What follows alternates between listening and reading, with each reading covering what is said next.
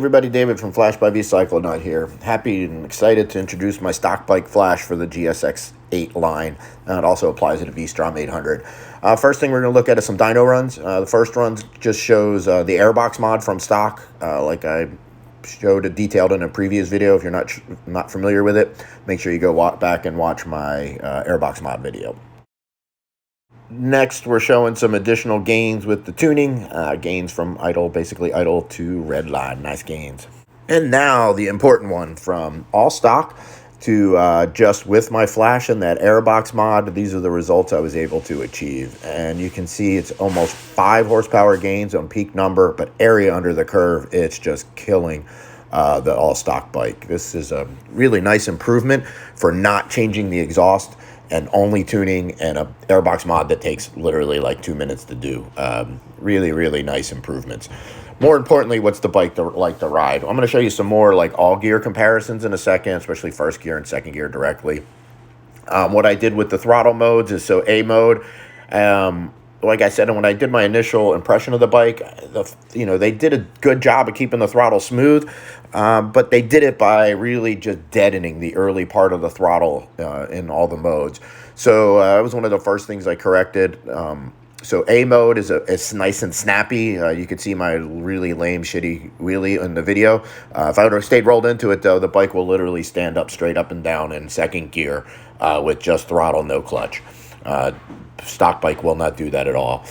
So A mode's a little snappy. You can still be smooth on and off throttle, but you got to be conscious of the throttle response or your wrist, and really be focused on it if you want it to be smooth.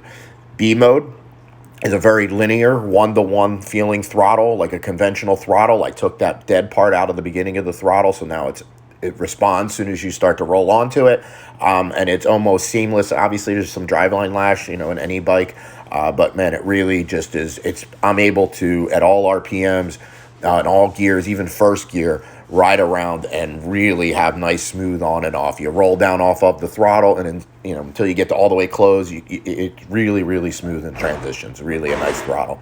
I left C mode as stock. It just has a nice linear drive, and it would be really nice for when it's rainy or whatever like that. So I didn't do anything to the C mode. So again, to review, this was what I got in the all gears runs. This is versus speed, stock bike, what it looked like in each gear. And this is the all gear after the flash, and you can see how much better second gear holds on the power, and first gear is significantly improved. We'll look at them individually shortly, but this really gives a much more thrust in the early gears. This is a look at first gear pre and post from stock to now, and you can see the difference is huge. And this is directly comparing second gear. Again, you can just see huge gains, so really improves acceleration.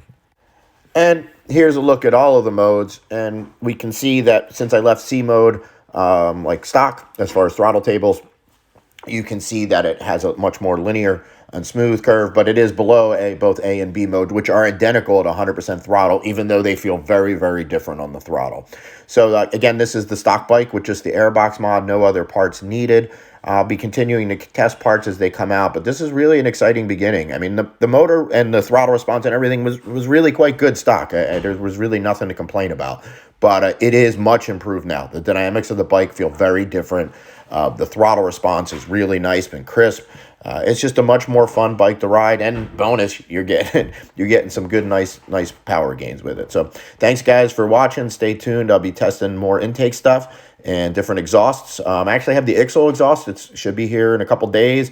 The Arrow is a little bit delayed. That's what I thought I was going to be testing first, but it's been delayed. So it looks like it's going to go ECU, Akrapovic, Arrow, and then any other exhausts that come out. So stay tuned, guys. Remember, hit that like and subscribe button. Thanks for watching.